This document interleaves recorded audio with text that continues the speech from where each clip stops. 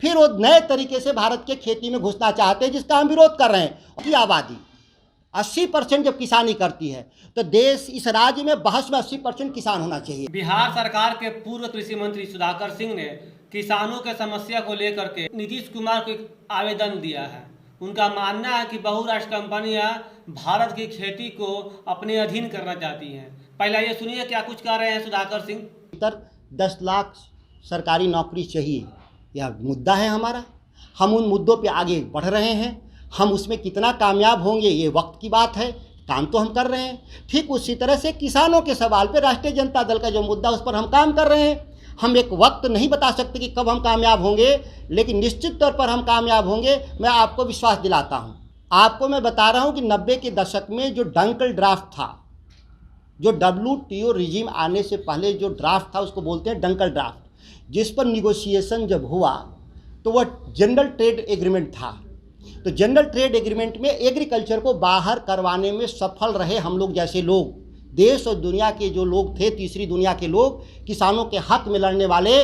आपको अच्छी तरह से मालूम है कि WTO में हम एग्जम्पशंस ले लिया कि एग्रीकल्चर का पर भविष्य में जो रणनीति तय करेंगे वह देश की सरकार करेगी, और इसीलिए हमको 300% आयात कर लगाने का अधिकार मिला, और इसीलिए अभी भी देश की खेती बची हुई है, और हम निर्णय करते हैं कि हमको क्या करना है, नहीं करना है।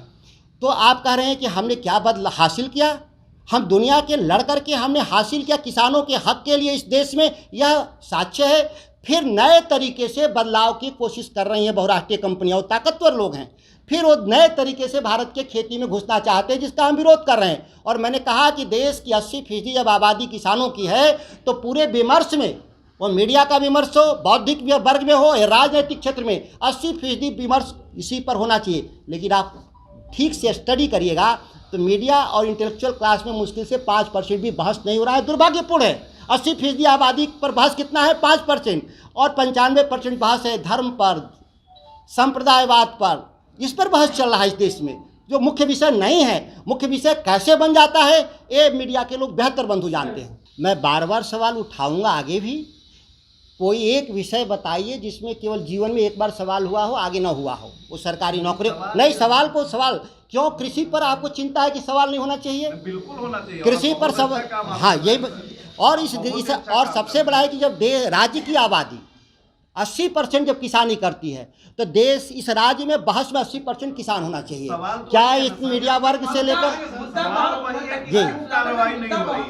जी जी और सभी, इसके अलावा सभी विधायकों, सभी विधान पार्षदों और सभी सांसदों को भी मैंने ये पत्र भेजा है कि आप इसको विधानसभा से लेकर लोकसभा तक आप इस विषय को लेकर के बहस को आगे बढ़ाइए किसानों के पक्ष में, और इस लड़ाई को आगे बढ़ाने का काम करें।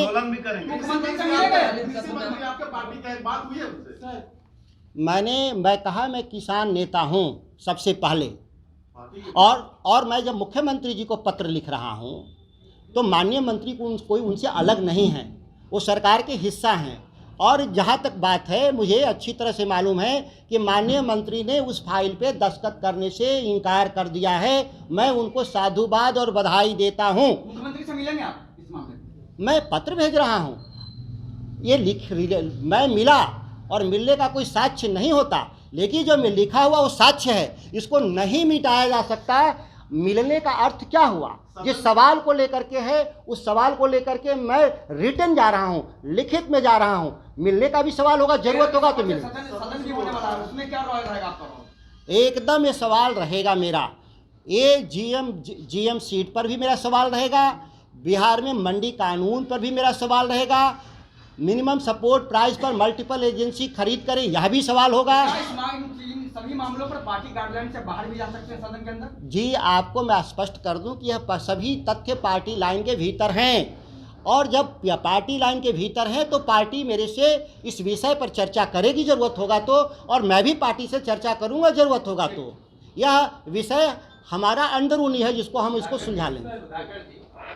पूरे खेल में बहुराष्ट्रीय कंपनियां, बायर, मोन्सेटो, कारगिल जैसी जो बहुराष्ट्रीय कंपनियां हैं, वह भारत के खेती पर कब्जा चाहती हैं, और कब्जा खेती से शुरू होता है बीज से। जब बीज उनके हाथ में चला जाएगा, बीज का व्यापार उनके हाथ में चला जाएगा, तो देश में किस चीज़ का उत्पादन कितना करना है नहीं करना है वो नियंत्रित, क्योंकि ये बांझ, ये नसबंदी किया हुआ बीज है, ध्यान दीजिए, इससे पूरी खेती बांझ हो जाएगी, इससे बीज नहीं पैदा होगा। ध्यान देना है इस टेक्नोलॉजी में।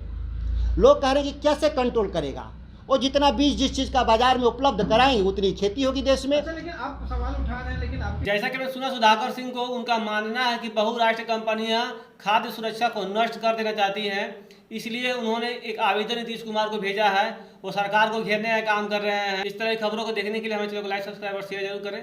मैं श्रीकांत भारती और आप देख रहे थे DND न्यूज।